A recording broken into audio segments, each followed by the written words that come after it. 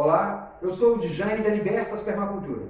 Em nossa videoaula de hoje, da oficina Eu, a Mata e a Aceló, vamos falar sobre o Dia da Conservação do Solo, que foi comemorado ontem, dia 15 de abril. Essa data propõe uma reflexão sobre a conservação dos solos e a necessidade urgente da utilização adequada desse recurso natural. O solo é um organismo vivo, é abrigo para diversas espécies, como minhocas, formigas, fungos e micro-organismos. É dele que brota a vegetação, capaz de formar paisagens diferentes e permitir a sobrevivência de diversas espécies que interagem entre si e com o ambiente. Graças aos solos que conseguimos produzir alimentos e extrair diversas matérias-primas para os mais diversos fins. E é nele que acontece a reciclagem de matéria orgânica e filtragem e reserva de água, além de muitas outras funções que são exercidas através do solo. O solo, esta fina e frágil camada que cobre a superfície da terra, leva milhões de anos para ser formada, mas pode ser perdida e degradada em poucos anos pelas ações humanas. Grande parte dos solos do mundo estão degradados por erosão, salinização, compactação, acidificação e contaminação, entre outros prejuízos, como a impermeabilização da terra, que agrava as enchentes e a redução da capacidade de armazenamento dos reservatórios de água, traz também a perda de fertilidade. Os solos degradados captam menos carbono da atmosfera, interferindo nas mudanças climáticas também. Por outro lado, quando o solo é usado de forma correta, de forma sustentável, ele pode cumprir um papel importante na diminuição das alterações climáticas, através do sequestro de carbono e outros gases do efeito estufa. No Brasil, os principais problemas encontrados no solo são a erosão e o desequilíbrio de nutrientes, tornando os solos improdutivos ou diminuindo a sua capacidade de produzir alimentos. E isso prejudica gravemente a produção de alimentos e compromete a segurança alimentar. O aumento dos preços dos alimentos e, consequentemente, leva milhões de pessoas à fome e à pobreza. A agrônoma Ana Primavesi realizou muitos estudos sobre o solo, foi pioneira nesse assunto e ela deixou um grande legado sobre a vida que tem no solo, debaixo dos nossos pés. Ela nos ensinou que o solo é um organismo vivo e não apenas um suporte físico para fixar as plantas. Ela dizia que um solo saudável gera plantas saudáveis, ser humano e animais saudáveis. E o que podemos fazer para contribuir com a conservação do solo? Minimizar o consumo, às vezes comprando coisas que nem precisamos. Cuidar do seu lixo, seja responsável por ele. Composte todo o material orgânico e o que não te servir, envie para a reciclagem. Usar uma sacola dessas duráveis, essas retornáveis, quando for às compras. Isso é uma forma de diminuir um monte de plástico.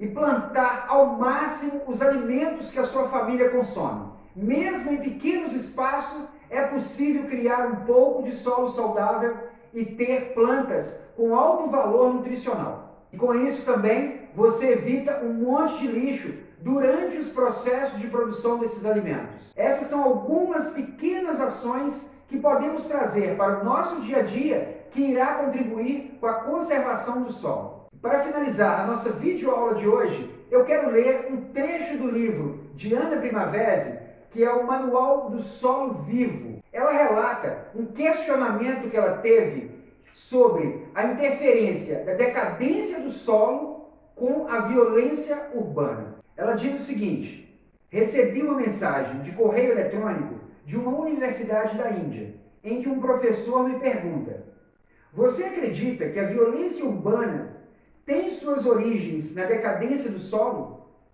Por favor, me responda. Que pergunta esquisita, pensou.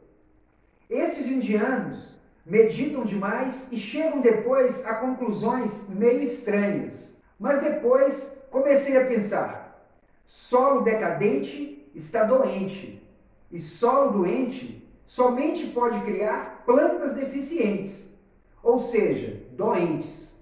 E plantas doentes tornam-se produtos de um valor biológico muito baixo.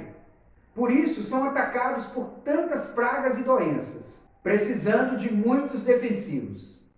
Em uvas, nos cultivos ao longo do Rio São Francisco, são normais 120 pulverizações com defensivos. E existem fazendas onde sobem até 140 pulverizações, diariamente uma, às vezes até duas.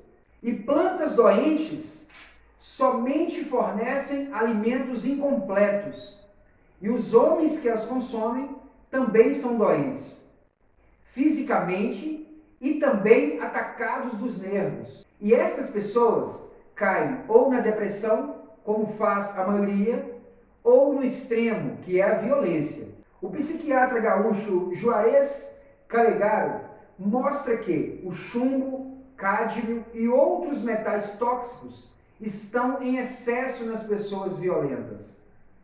Baixo nível de zinco e alto de cobre torna o cobre tóxico e ativa a violência. Manganês alterado correlaciona-se com epilepsia, depressão, esquizofrenia e violência, e assim por diante. Respondi com um sim. Então, são muitas as evidências que o solo pode estar ligado também à violência, à depressão e outros males desse mundo mais moderno.